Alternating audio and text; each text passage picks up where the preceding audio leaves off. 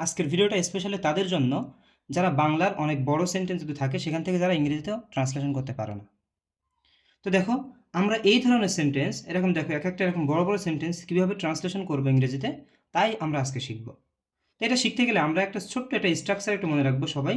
এই স্ট্রাকচার, যে স্ট্রাকচারটা শিখে আমরা কি সবাই এই অনুবাদগুলো তৈরি করতে পারি, অর্থাৎ বাংলা থেকে ইংরেজিতে অনুবাদ করতে পারি। ঠিক আছে, আমরা দেরি না করে আমরা শুরু করি। দেখো দেখো আমাদের স্ট্রাকচারটাকে একটু খেয়াল করবা। স্ট্রাকচার প্রথমে সাবজেক্ট, তারপরে ভার্ব, এরপরে অবজেক্ট বা কমপ্লিমেন্ট, এরপরে কি এমপিটি, এরপরে ইনফিনিটিভ বা ইনফিনিটিভ ফ্রেজ, জেরান্ড বা জেরান্ড ফ্রেজ। তো খেয়াল করো, স্ট্রাকচারটা একদম মনের ভিতরে গেঁথে ফেলো। এবার দেখি আমাদের স্ট্রাকচারটা কি আছে। প্রথমে আমরা যদি কখনো কোনো একটা বাংলা সেন্টেন্স দেখি, প্রথম কাজ হচ্ছে তার ক্রিয়াটা খুঁজে বের করা, অর্থাৎ তার ভার্বটা খুঁজে বের করা। যদি আমরা ভার্বটাকে খুঁজে বের করতে পারি, এই ভার্বটাকে যদি আমরা খুঁজে বের করতে পারি, তখন আমরা ইজিলি এই সাবজেক্টটাকে খুঁজে বের করতে পারবো। তার মানে আমাদের প্রথম কাজটা কি বলতো? প্রথম কাজটা হচ্ছে কি এই ভার্বকে খুঁজে বের করা। ভার্বকে যদি আমরা খুঁজে বের করতে পারি, তাহলে আমরা কি করতে পারবো? সাবজেক্টটাকে খুঁজে বের করতে পারবো। দেখো, ভার্বকে যদি দেখো, স্টেপ 1 কিন্তু আমরা এই কাজটা করলাম, কাকে খুঁজলাম? ভার্বকে খুঁজলাম। এবার দেখো স্টেপ 2তে আমরা তাহলে কাকে খুঁজবো? এবার সাবজেক্টকে খুঁজবো। সাবজেক্টকে খুঁজবো কিভাবে?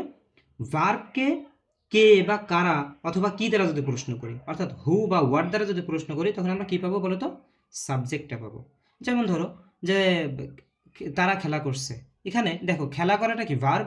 এখন কারা খেলা করছে? ওই যে তারা খেলা করছে এখানে বললাম। তাহলে কারা, দেখো এখানে প্রশ্ন করছে কি দ্বারা? কারা, অর্থাৎ হু দ্বারা যদি প্রশ্ন করি, তখন আমরা যে জিনিসটা পাবো এটা কি? সাবজেক্ট। দেখো স্টেপ 2তে শেষ। এবার এরপর আসবো দেখো আমাদের স্টেপ 3, সেটা কি? অবজেক্টটাকে খুঁজে বের করা। এখন অবজেক্টটাকে খুঁজে বের করতে গেলে আমরা কি দ্বারা প্রশ্ন করব? দেখো অবজেক্টটাকে খুঁজে বের করতে গেলে আমরা কাকে বা কি দ্বারা প্রশ্ন করব? কাকে বা কি দ্বারা প্রশ্ন করব? কাকে, দেখো ভার্বকে কাকে বা কি দ্বারা প্রশ্ন করলে আমরা কি পাবো বলো তো? অবজেক্টটা পাবো। যেমন যদি বলি তারা ফুটবল খেলছে, তারা ফুটবল খেলছে, তাহলে তারা কি খেলছে? ফুটবল খেলছে। এখানে দেখো এই ফুটবলটা কিন্তু আমাদের কি? অবজেক্ট। তো আমরা আশা করি এই 3টা জিনিস বুঝছি। এরপর আসলো দেখো এই যে এমপিটি, এই জিনিসটা কি? এটা হচ্ছে আমাদের খুবই ইম্পর্টেন্ট। এমপিটি এই 3টে হচ্ছে অ্যাডভার্ব। এই 3টা কি বলো তো? অ্যাডভার্ব বা অ্যাডভার্বিয়াল ফ্রেজ। তো খেয়াল করো, এই যে এমপিটি কি কি হতে পারে? এই এমতে আমরা বলবো কি? Adverb of manner. Adverb of manner, এটা আমরা ভার্বকে প্রশ্ন করব কিভাবে বা কেমনে, অর্থাৎ হাউ দ্বারা প্রশ্ন করব। হাউ দ্বারা অর্থাৎ কিভাবে দ্বারা প্রশ্ন করলে আমরা কি পাবো বলো তো? এই অ্যাডভার্ব অফ ম্যানারটা পাবো। তাহলে দেখো এই পিটা কি? Adverb of place. Adverb of প্লেসটা আমরা কিভাবে পাবো? দেখো যে ওয়ার দ্বারা প্রশ্ন করব। ওয়ার দ্বারা যদি প্রশ্ন করি, অর্থাৎ কোথায় দ্বারা যদি প্রশ্ন করি ভার্বকে, তখন আমরা কি পাবো বলো তো? অ্যাডভার্ব অফ প্লেসটা পাবো। এবার দেখো adverb of time. Adverb of time, এই টিতে কি? Adverb of time. এটা কি? কখন দ্বারা যদি প্রশ্ন করি, তখন আমরা কি পাবো বলো তো বন্ধুরা? Adverb of time. অর্থাৎ হোয়েন দ্বারা যদি প্রশ্ন করা যায়, তখন আমরা যে আনসারটা পাবো সেটা কি? Adverb of time.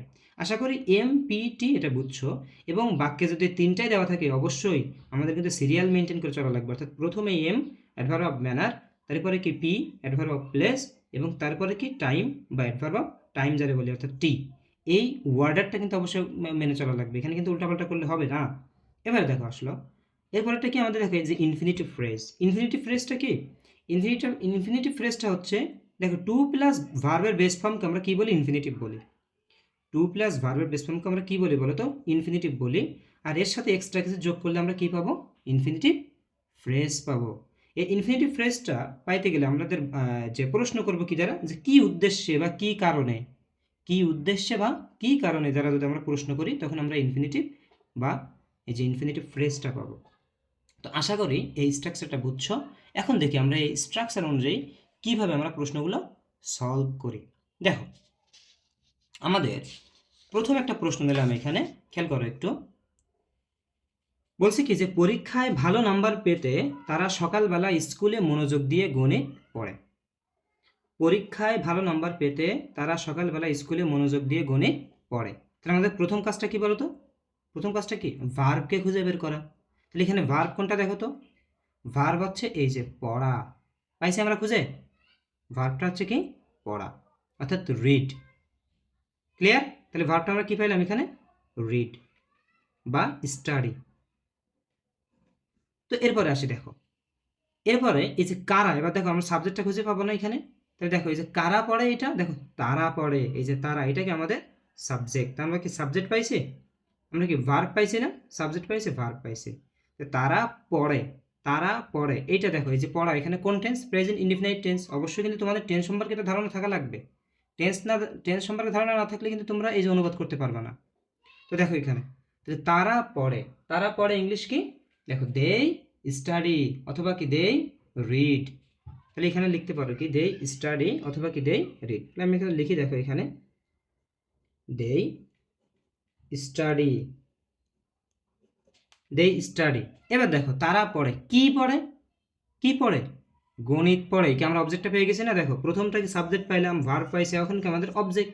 তাহলে এখন দেখো তারা কি পড়ে, গণিত পড়ে। ওই যে কি দ্বারা প্রশ্ন করব, তারা গণিত পড়ে, তাহলে গণিত ইংলিশ কি, এই যে ম্যাথমেটিক্স। তাহলে তারা গণিত পড়ে। এবার দেখো আমাদের কাজ কি, MPT, M adverb of manner. কিভাবে পড়ে, দেখো প্রশ্ন করো কিভাবে পড়ে, মনোযোগ দিয়ে পড়ে, দেখো এই যে মনোযোগ দিয়ে পড়ে। তাহলে এটা হচ্ছে কি আমাদের এখানে এম, এটা কিন্তু আমাদের অবজেক্ট ছিল, এটা কি এম, কিভাবে পড়ে, অ্যাডভার্ব অফ ম্যানার। এবার দেখো পিটা কি, অ্যাডভার্ব অফ প্লেস টাইম, কোথায় পড়ে, প্রশ্ন করবো কি কোথায় পড়ে, তাহলে স্কুলে, দেখো এটা কি আমাদের পি। এবার দেখো কখন পড়ে, সকালবেলা, তাহলে এটা কি আমাদের টি, দেখো উল্টাভাবে আসছে এখানে টি। তাহলে আমরা এমপিটি পাইছি খুঁজে, হ্যাঁ এখন আমরা এই জিনিসগুলো একটু লিখি। দেখো দে স্টাডি ম্যাথমেটিক্স, এটাকে মনোযোগ দিয়ে ইংলিশ কি, attentively, attentively. They study mathematics attentively, কোথায়, স্কুলে, কোথায়, স্কুলে। তাহলে আমরা কি লিখবো বলো তো এখানে, অ্যাট স্কুল, কোথায়, স্কুলে। কখন, সকালবেলা, সকালবেলা ইংলিশ কি বলো তো, ইন দ্য মর্নিং, সকালবেলা, ইন দ্য মর্নিং।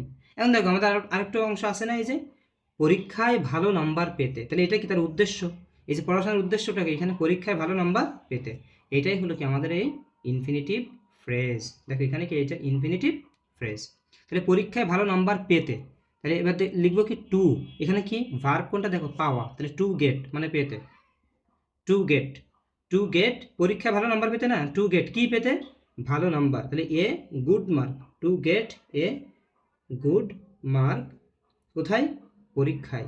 তাহলে এর ইংলিশ কি, ইন দ্য এক্সাম বা ইন দ্য এক্সামিনেশন। অর্থাৎ পরীক্ষায় ভালো নাম্বার পেতে, পরীক্ষায় ভালো নাম্বার পেতে তারা সকালবেলা স্কুলে মনোযোগ দিয়ে গণিত পড়ে। আশা করি আমরা আমাদের 1 নম্বর এটা বুঝছো। এবার দেখো 2 নম্বর যে উদাহরণটা আছে এখানে কি, সামুদ্রিক প্রাণী রক্ষা করতে ও দূষণ কমাতে আমাদের প্রতিদিন বাড়িতে কম প্লাস্টিক ব্যবহার করতে হবে। কি বললাম বলো তো, সামুদ্রিক প্রাণী রক্ষা করতে ও দূষণ কমাতে আমাদের প্রতিদিন বাড়িতে কম প্লাস্টিক ব্যবহার করতে হবে।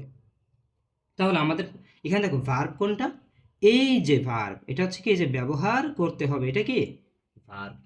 তাহলে ব্যবহার করতে হবে, এটার ইংলিশ কি, হ্যাভ টু ইউজ বা হ্যাজ টু ইউজ। এখন দেখো কাদের ব্যবহার করতে হবে, আমাদের ব্যবহার করতে হবে, তাহলে এখানে সাবজেক্টটা কি পাইছি আমরা, সাবজেক্ট, এটা কি ভার্ব। কি ব্যবহার করতে হবে, এই যে দেখো এখানে কম প্লাস্টিক, এটা কি অবজেক্ট।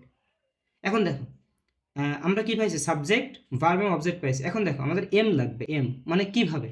এখন এখানে কিভাবে দেখো কোনো আনসার নাই, কিভাবে কি আনসার আছে যে কিভাবে ব্যবহার করতে হবে, কোনো আনসার নাই। তো এরপরে দেখো কি পি, কোথায় ব্যবহার করতে হবে, কি কোথায়, দেখো বাড়িতে, এই দেখো আমরা পাইছি না এখানে, এই যে বাড়িতে, তাহলে এটা কি পি। এখানে কিন্তু এম নাই, এম না থাকলেও এটা বাদ, যেটা থাকবে না এটা বাদ। এবার দেখো পি, বাড়িতে। এবার দেখো টি, অ্যাডভার্ব অফ টাইম, তাহলে কখন ব্যবহার করতে হবে, দেখো এই যে প্রতিদিন, এটা হচ্ছে কি আমাদের টাইম, অ্যাডভার্ব অফ টাইম। তা আমরা এবার একটু এইগুলো আনসার করি, দেখো লিখি। তাহলে দেখো আমাদের ইংলিশকে সাবজেক্ট পজিশনে কিন্তু উই বসানো লাগবে, এখানে কিন্তু আস বসানো যাবে না, যেহেতু সাবজেক্ট এজন্য সাবজেক্টিভ ফর্ম বসানো লাগবে, উই। ব্যবহার করতে হবে, তাহলে উই হ্যাভ টু, দেখো উই হ্যাভ টু ইউজ, আমাদের ব্যবহার করতে হবে। কি ব্যবহার করতে হবে, কম প্লাস্টিক, তাহলে কম প্লাস্টিক ইংলিশ কি, এই যে লেস প্লাস্টিক, আমাদের কম প্লাস্টিক ব্যবহার করতে হবে। কোথায়, এই যে বাড়িতে, বাড়িতে ইংলিশ কি বলো তো, অ্যাট হোম, আমাদের বাড়িতে কম প্লাস্টিক ব্যবহার করতে হবে। কখন, প্রতিদিন, প্রতিদিন ইংলিশে কি, এভরি ডে। তাই দেখো এখানে এভরি ডে। এরপরে দেখো কি করতে, এখন আমাদের প্রশ্নটা আসবে কি, এই যে ইনফিনিটিভ বা জেরান্ড ফ্রেজ, দেখো এই উদ্দেশ্যটা আছে কিনা, আমাদের যে কম প্লাস্টিক ব্যবহার করতে হবে এর উদ্দেশ্যটা কি, উদ্দেশ্যটা হচ্ছে সামুদ্রিক প্রাণী রক্ষা করতে ও দূষণ কমাতে। তাই দেখো সামুদ্রিক প্রাণী রক্ষা করতে ও দূষণ কমাতে। তাহলে এইটুকু আগে আনসার করো, সামুদ্রিক প্রাণী রক্ষা করতে। তাহলে কি লেখা যায়? টু প্রোটেক্ট মানে রক্ষা করতে। দেখো এই যে টু প্রোটেক্ট রক্ষা করতে, কি রক্ষা করতে? সামুদ্রিক প্রাণী। এখন এই সামুদ্রিক প্রাণীর ইংলিশটা হচ্ছে কি? Marine life. কি বললাম বলো তো?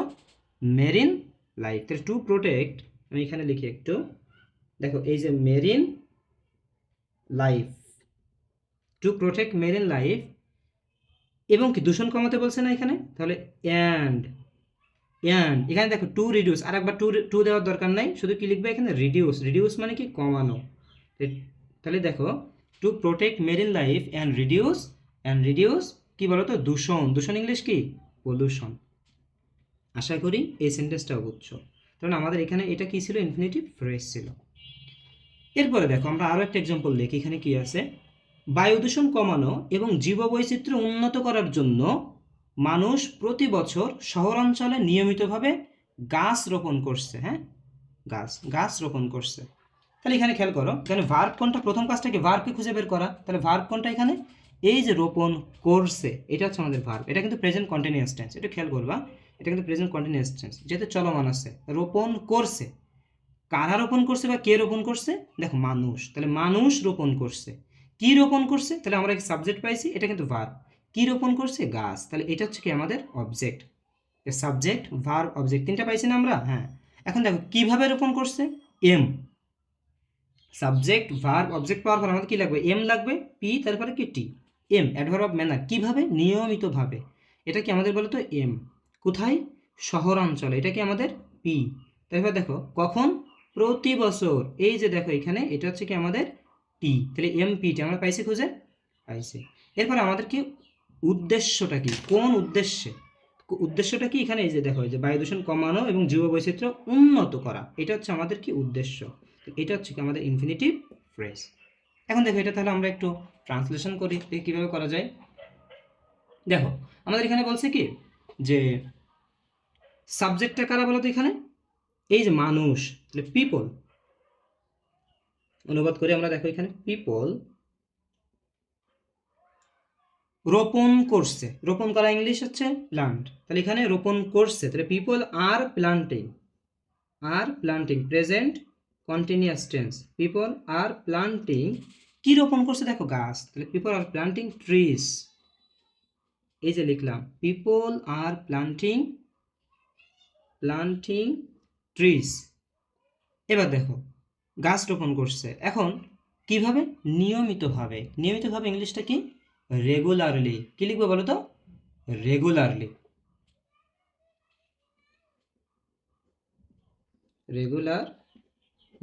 কোথায়? শহরাঞ্চলে। শহরাঞ্চলে ইংলিশ কি? In urban areas. দেখো আরবান এরিয়াস।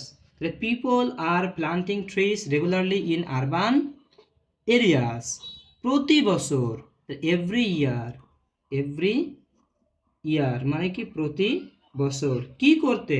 দূষণ কমাতে এবং জীববৈচিত্র্য উন্নত করতে। তাহলে টু রিডিউস পলিউশন অ্যান্ড কি করতে? জীববৈচিত্র্য উন্নত করতে। তাহলে উন্নত করা ইংলিশ কি? ইমপ্রুভ জীববৈচিত্র্য ইংলিশ হচ্ছে কি? বায়োডাইভার্সিটি। তাহলে এখানে কি লিখবো বলো তো?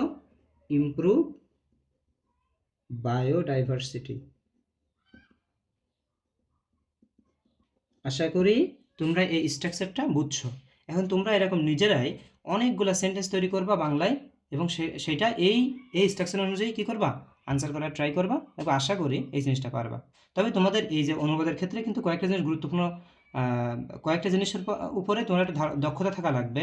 সেটা হচ্ছে টেন্স। খেয়াল করো, টেন্স এবং কি ওই যে ভয়েস সেন্স, এই দুইটা জিনিস কিন্তু তোমাদের একটু ভালোভাবে জানা লাগবে। তোমরা যদি দুইটা জিনিস না জানো তখন কিন্তু অনুবাদ করতে পারবা না। আশা করি এটা বুঝছো।